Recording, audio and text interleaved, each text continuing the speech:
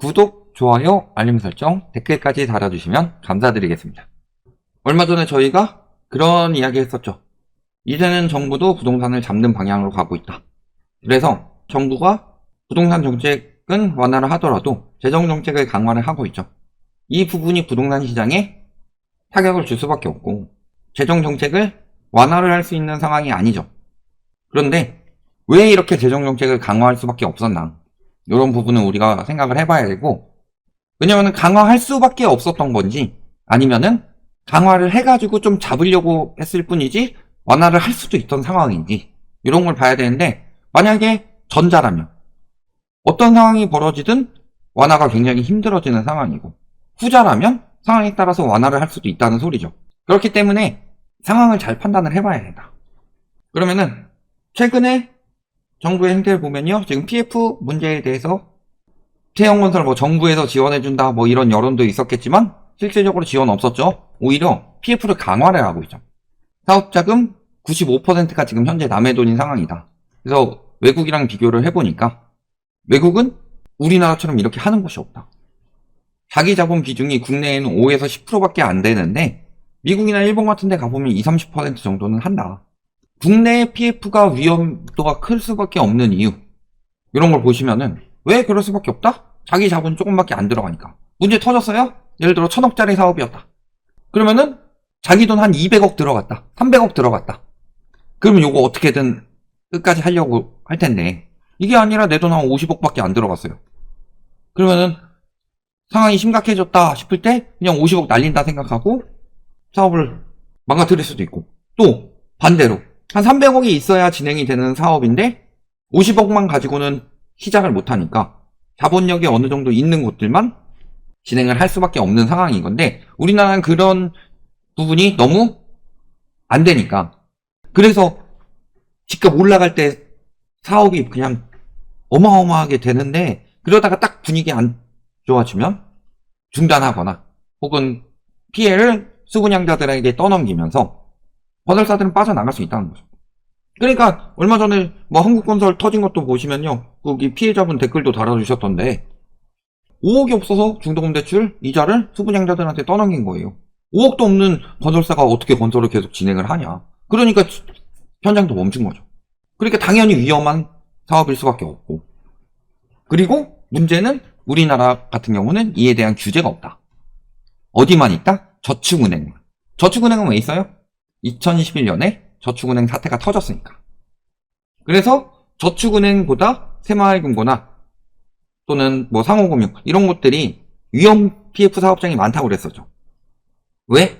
뒤늦게 뛰어들었으니까. 저축은행은 그때의 매뉴얼대로 안전한 사업장 위주로 간다면 나머지 은행들 같은 경우, 그렇다고 저축은행이 안전하다는 건 아니에요. 저축은행도 지금 위험해지고 있는 상황인데 새마을금고라든가 상호금융 이런 것들은 위험 사업장에 더 많이 들어갈 수밖에 없는 거고, 그러니까 훨씬 더 위험할 수밖에 없죠. 그래서 PF 문제도 지금 강화하고 있는 거고, 그리고 가계부채도 억제에 들어가기 시작했죠. 지금 전세대출에도 DSR 적용을 추진하고 있고요. 스트레스 DSR도 속도를 높이고 있다. 요것뿐만이 아니라 지금 생활자금 주담대 대환해놓고 주택 추가 매수한 거 적발해가지고 조치하겠다, 이런 이야기들도 나오고 있고, 즉 주택 구입 목적으로 받은 대출이 아니면 주담대로 쓸 수가 없도록 만들겠다, 이런 식으로 꼼수 대출 못 받게 만들겠다. 또 보금자리론 공급 70% 줄인다고 그랬었죠. 여기에 지금 대손충당금 강화를 들어가고 있다. 그래서 금감원 은행 8곳 경영 유의 조치, 이런 데 KB 이런 1금융권들도 들어가 있어요. 이런 것들 대손충당금 체계 보수적으로 해라, 즉 더 쌓으란 이야기입니다. 그 다음에 새마을금고, 여기도 건설대출 비중이 50%가 넘어가기 때문에, 건설대출 비중이 50%가 넘어가면 PF 터지면 새마을금고는 바로 저축은행 사태만큼 터진다는 소리예요. 대손충당금을 130%로 쌓아야 된다. 건설대출 비중은 낮춰라. 그 다음에 이금융권 역시도 부동산 충당금을 확대시키고 있다. 이런 식으로 부채는 억제하고 은행권에서도 위험 대출을 대비해서 자금을 더 쌓아라, 이런 이야기들이 나오고 있는 거죠. 또 그 다음에 정부가 무슨 이야기를 했어요? 규제 완화를 하면서 이런 이야기를 합니다. 부동산 문제를 정치화 이념에서 해방시키고, 제일 해방시키지 못한 정부인 것 같은데, 정치화 이념에서 해방시키고 경제와 시중 원리에 따라서 작동하게 해줘야 한다.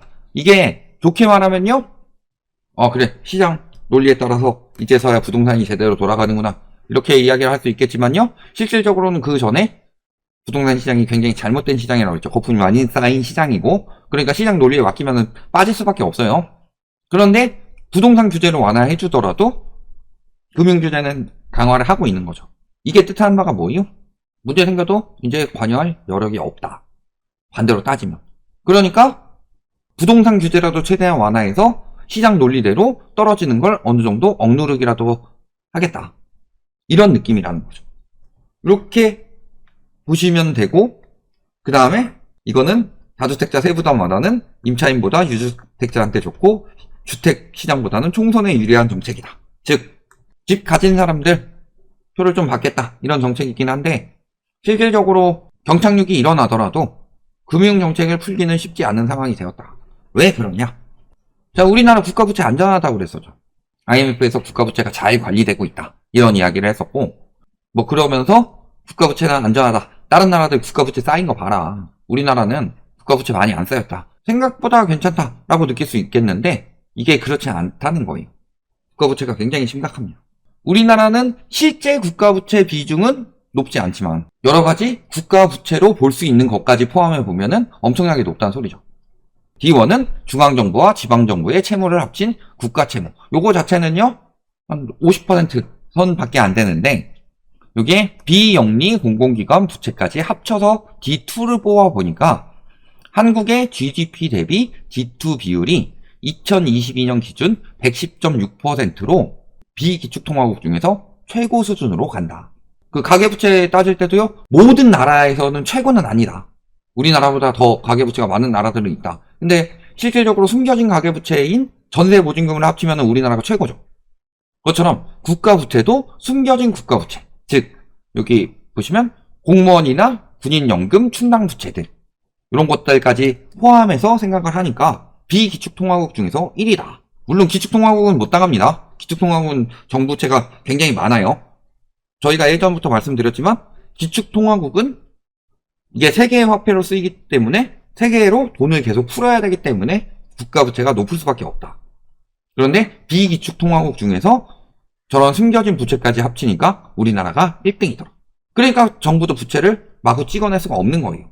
여기서 자꾸 막 정치적으로 댓글 다는 인간들이 있어요. 저번에 국가부채 댓글에도 그러던데, 국가부채가 이렇게 쌓일 수 있는 위기에 대해서 이야기를 하는데 이게 누구 탓이냐가 중요한 게 아니잖아요. 그렇게 따지면 국가부채를 처음 낸 정부부터 탓을 해야지.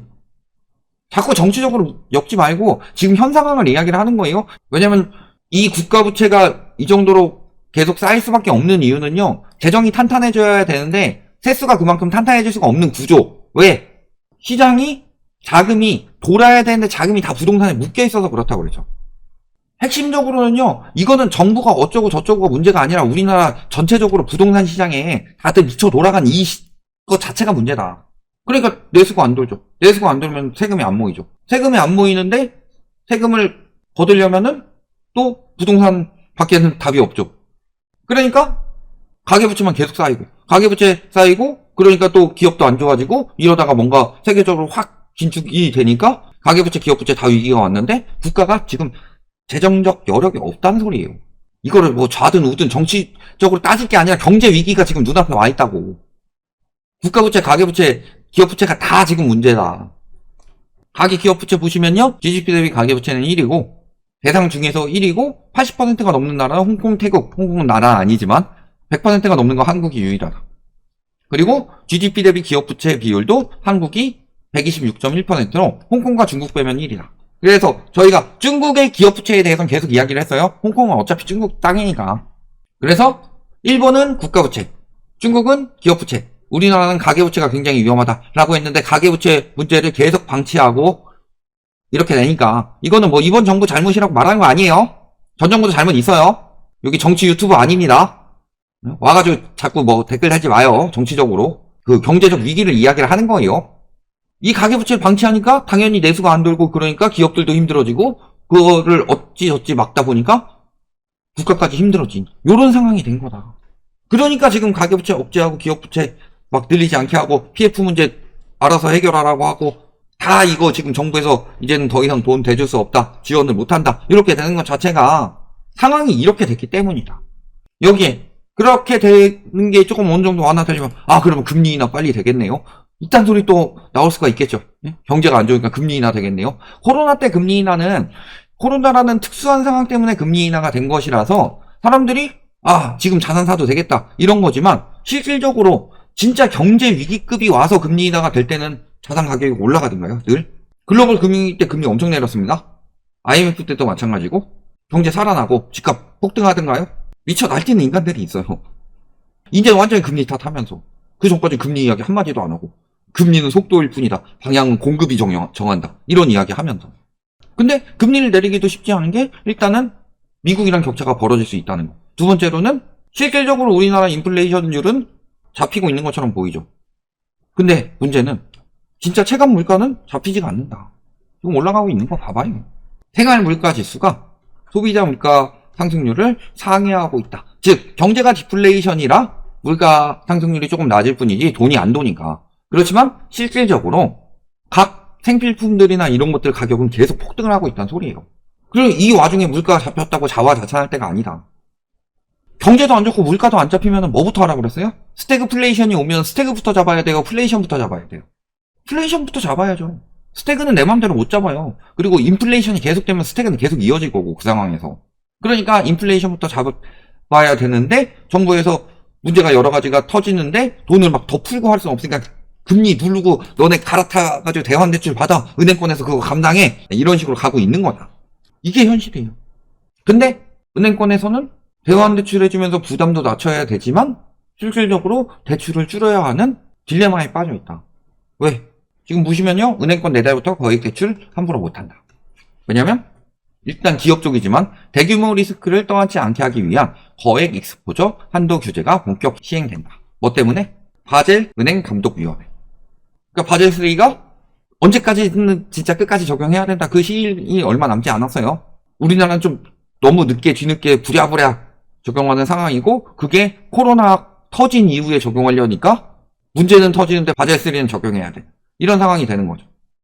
즉 은행권에서도 기업뿐만이 아니라 가게도 마찬가지고 대출을 축소하려고 할 것이다.